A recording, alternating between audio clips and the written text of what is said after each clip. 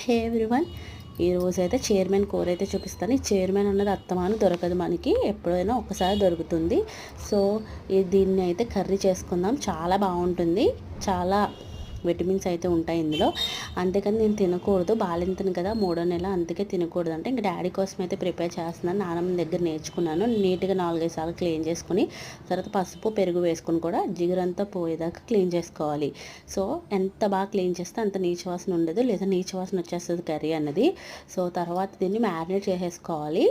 ఇందులోకి అల్లం వెల్లుల్లి పేస్టు, పసుపు, కారం, గరం మసాలా వేసుకుని కలిపేసుకుంటామే. కలిపేసి పక్కన పెట్టేసుకోవాలి. తర్వాత స్టవ్ ఆన్ చేసి ప్యాన్ పెట్టి ఆయిల్ వేసుకుని ఉల్లిపాయ ముక్కలు, పచ్చిమిర్చి, వేరుశనగ నూనె వేసుకొని ఉల్లిపాయ ముక్కలు, పచ్చిమిర్చి వేసుకుని వేగాక కలిపి పెట్టుకున్న చైర్మన్ కూడా వేసుకుని మగ్గిన తర్వాత ఉప్పు వేసుకోవాలి. మనం ఈ చైర్మన్ కూరని గరిటితో కలపకండి, విడిపోతుంది కూర అన్నది, మొత్తం పేస్ట్లా అయిపోతుంది. సో గిన్నెని 2 వైపులు గుడ్డతో పట్టుకుని కలుపుకోండి.